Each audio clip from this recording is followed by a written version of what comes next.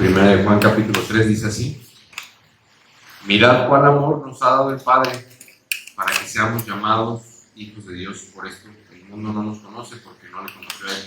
Amados, ahora somos hijos de Dios y aún no se ha manifestado lo que hemos de ser, pero sabemos que cuando Él se manifieste seremos más semejantes a Él, porque le veremos tal como es. Y todo aquel que tiene esta esperanza en Él se purifica a sí mismo, así como Él es puro. Todo aquel que comete pecado infringe también la ley, pues el pecado es infracción de la ley. Y sabéis que Él apareció para quitar nuestros pecados, y no hay pecado en Él. Todo aquel que permanece en Él no peca. Todo aquel que peca no le ha visto ni le ha conocido. Hijitos, nadie os engañe. El que hace justicia es justo, como Él es justo.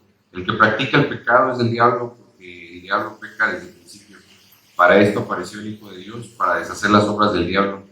Todo aquel que es nacido de Dios no practica el pecado, porque la simiente de Dios permanece en él y no puede pecar, porque es nacido de Dios.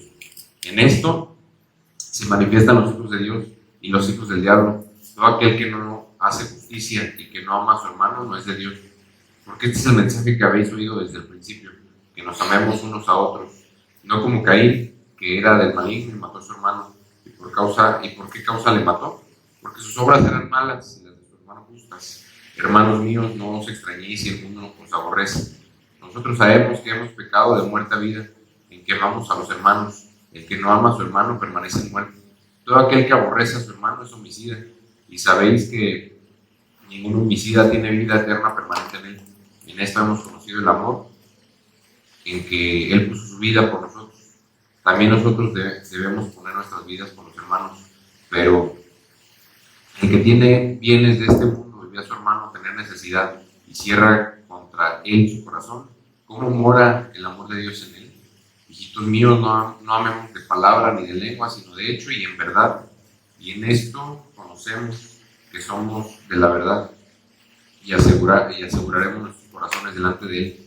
Pues si nuestro corazón nos reprende, mayor que nuestro corazón es Dios, y Él sabe todas las cosas. Amados, si vuestro corazón no nos reprende, confianza tenemos en Dios, y cualquier cosa que pidiéremos la recibiremos de Él, porque guardamos sus mandamientos y hacemos las cosas que son agradables delante de Él.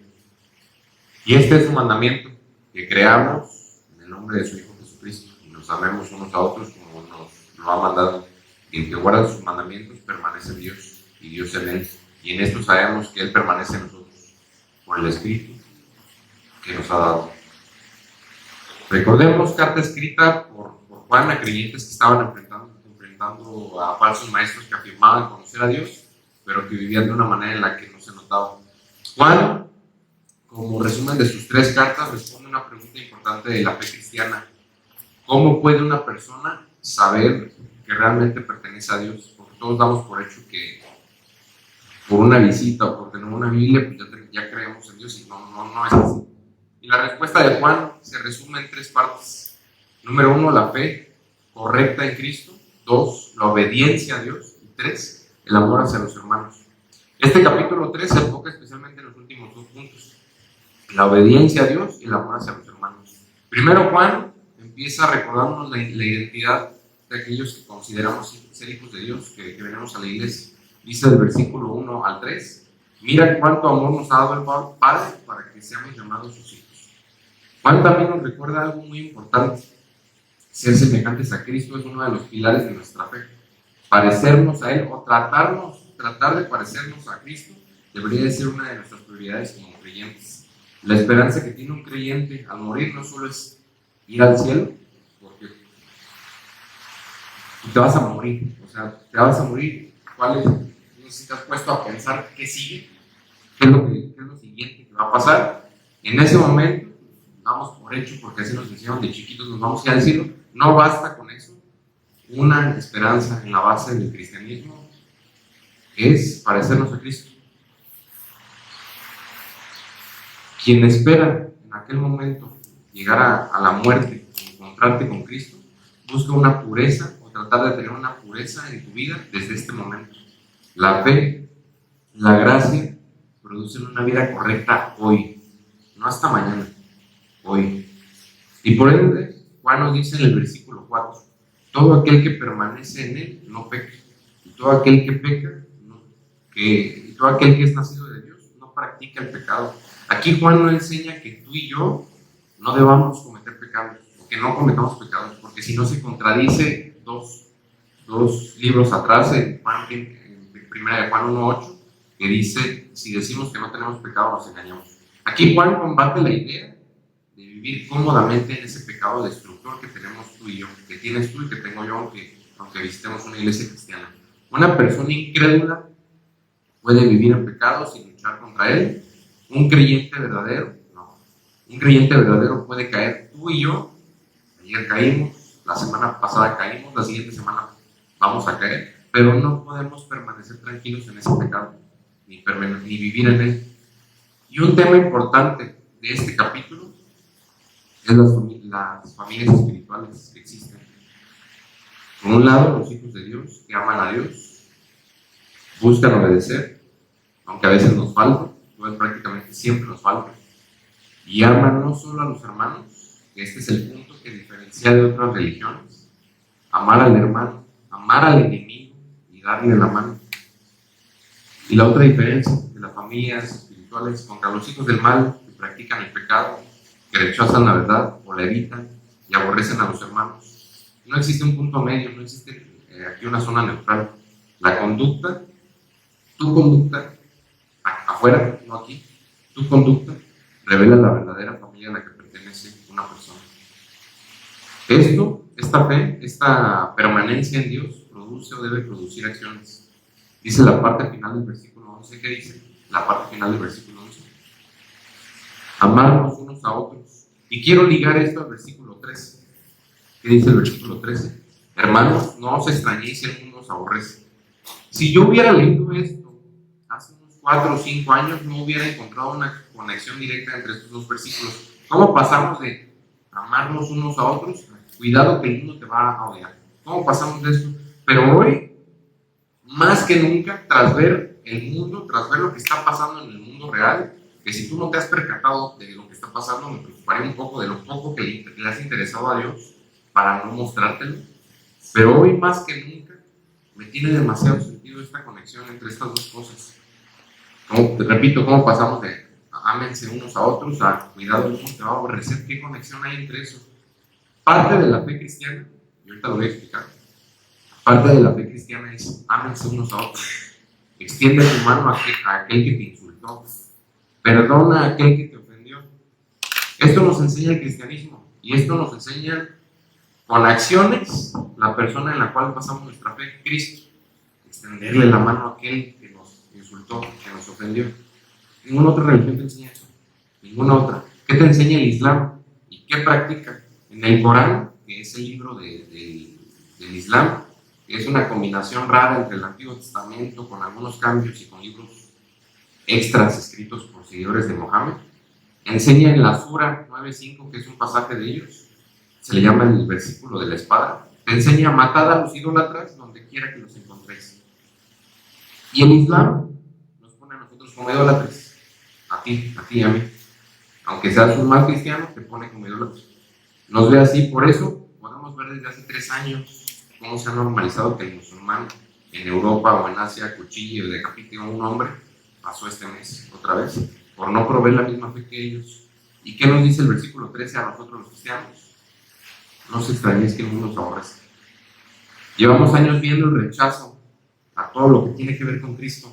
Un rechazo en la sede de la FIFA, un rechazo en las calles, un rechazo se supone que era uno de los países de la raíz cristiana, Inglaterra, donde ya prohíben todo lo que tenga que ver con Cristo, pero con el Islam, carta abierta a todo. En partidos se penaliza si tienes un versículo bíblico o algo, o algún mensaje de Cristo en la playera. ¿Qué te dice el versículo 13? No os extrañéis, el mundo os aborrece. Ya Juan nos había avisado hace 2000 años. Se prohíbe la Biblia en ciertos países de África y Asia. La Biblia, el Corán, que es el del Islam, y el Torá, que es el del judío, no se prohíbe. Pero se va en contra de la muerte de aquellos que proclaman una fe en Cristo. No os extrañéis que el mundo os aborrece. No os extrañéis que el mundo os aborrece. ¿Por qué? ¿Te has preguntado por qué no te interesa? ¿Por qué casualmente el mundo, vamos a llamarle, a la religión cristiana, que te dice, ámense, ayuda, da la mano? ¿Por qué hay una negativa contra algo positivo? ¿Por qué? Pero contra aquellos que en las calles decapitan a un hombre, pasó en España este mes. En Suecia, Suiza, no me acuerdo. ¿Por qué contra eso no pasa nada? Nada más dan la noticia, porque fue el nombre de Alá. ¿Estás preguntando? No os extrañéis que el mundo os aborrezca. Sin embargo, la fe cristiana es, y nos lo sigue repitiendo Juan, ámense unos a otros. Y ni eso hacemos. Qué fácil es para nosotros, hasta ahora, hacer esto. Amar a los que estamos aquí. Y repito, la realidad es que ni eso hacemos bien. Pese a estar en un contexto mucho más fácil, cómodo y hasta cierto punto hasta mediocre. Porque es bien fácil ser cristiano aquí en Irapuato, allá en el Estado de México. Y allá es un poquito más complicado por la distancia. Este capítulo, Juan enseña que los verdaderos hijos de Dios se distinguen por dos características. La búsqueda de la santidad y el amor al prójimo. Y ni eso se nos viene. Juan no está enseñando perfección sin pecado, sino una vida transformada. Y eso se nota. Una vida diferente, para bien, se nota. Cuando estamos tomando buenas decisiones en nuestra vida, se nota. Tú como cristiano sigues fallando, pero ya no vives en el pecado. Y eso se nota. El mundo está en contra de esto. Saca tus ojos de la comodidad por un momento, que por eso Dios no ha tocado tu vida, ni te ha mandado llamar. Observa el mundo y ve cómo sin razón alguna el mundo desprecia a Cristo. No hay razón, pero sin embargo pasa. Y también se desprecia a quienes tenemos fe en Él. Pero repito, permite con toda la paciencia del mundo las cosas sangrientas que se hacen en el nombre de Alá. En resumen, Juan nos dice que no basta con decir que somos cristianos. La evidencia real de que permanecemos en Dios es que se ve en cómo luchamos contra el pecado, y eso se nota, y en cómo tratamos al hermano, al prójimo, no solo aquí en la iglesia, también allá afuera, y eso se nota. Una fe sin santidad y sin amor práctico es una fe que en este capítulo Juan nos dice, mejor examina, porque no estás por buen camino. Porque si esa fe no te ha hecho mejorar tus caminos, no estás tomando mejores decisiones, ni te ha hecho mejorar tu relación con otros, esa no es fe. Es solamente una visita dominical donde Dios no ha tocado a tu puerta porque aún no te cree capaz. Gracias. Vamos a dar lectura a Salmos y Proverbios. Salmos 94, por favor. Salmos 94.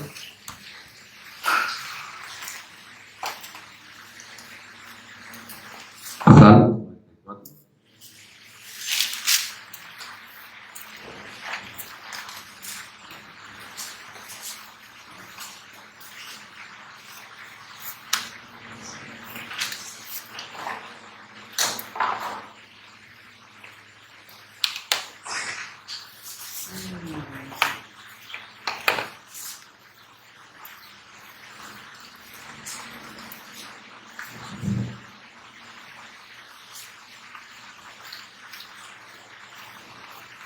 Es Salmos 94 y enseguida pasamos a Proverbios 4.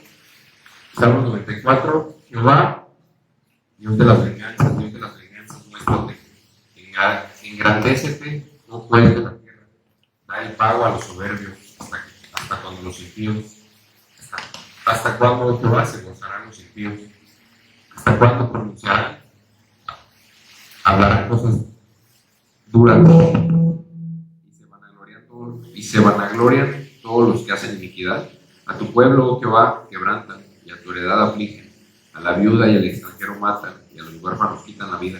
Y dijeron, no verá a Jehová, y entenderán el Dios de Jacob.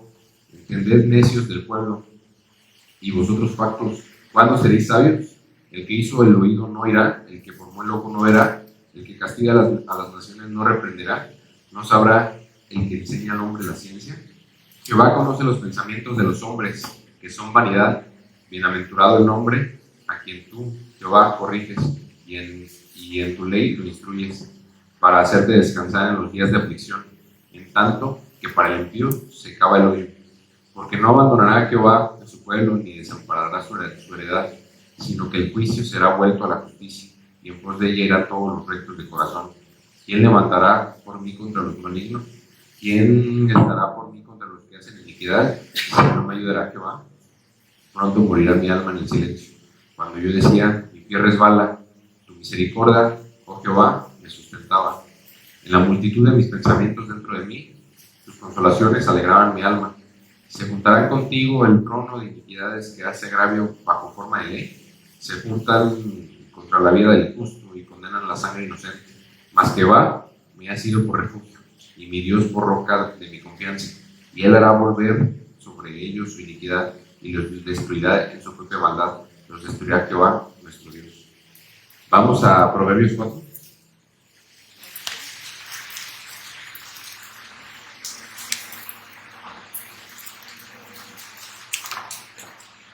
Dice Proverbios 4, oíd, hijos, la enseñanza de un padre, y estad atentos para que conozcáis cordura, porque os doy buena enseñanza, no desampararéis mi ley, porque yo también fui hijo de mi padre, delicado y único delante de mi madre. Y él me enseñaba y me decía, retenga tu corazón mis razones, guarda mis mandamientos y vivirás. Adquiere sabiduría, adquiere inteligencia, no te olvides ni te apartes de las razones de mi boca, no la dejes y ella te guardará. Ámala y te conservará. Sabiduría ante todo, adquiere sabiduría, y sobre todas tus posesiones adquiere inteligencia. Engrandécela y ella te engrandecerá, ella te honrará cuando tú la hayas abrazado. Adorno de gracia dará a tu cabeza, corona de hermosura te entregará. Oye, hijo mío, y recibe mis razones, se te multiplicarán años de vida, por el camino de la sabiduría te he encaminado, y por veredas derechas te he hecho andar.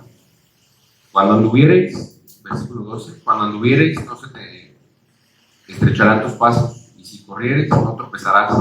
Retén el consejo, no lo dejes, guarda, porque eso es tu vida. No entres por la vereda de los impíos, ni vayas por el camino de los malos. Déjala, no pases por ella, apártate de ella, pasa, porque no duerman ellos si no han hecho mal, y pierdan el sueño si no han hecho caer a alguno. Porque come pan de maldad y beben vino de robos, mas la senda de los justos es como luz de la aurora, que va en aumento hasta que el día es perfecto. El camino de los impíos es como la oscuridad, no saben en qué tropiezan. Hijo mío, está atento a mis palabras, inclina tu oído a mis razones, no se aparten de tus ojos, guárdalas de en medio de tu corazón, porque son vida a los que las hallan y medicina a todo su cuerpo. Sobre toda cosa guardada, guarda tu corazón, porque de él emana la vida. Aparta de ti la perversidad de la boca y aleja de ti la iniquidad de los labios. Tus ojos miren lo recto y diríjanse tus párpados hacia lo que tienes delante. Examina la senda de tus pies y todos tus caminos sean rectos. No te desvíes a la derecha ni a la izquierda. Aparta tu pie del mal. Gracias.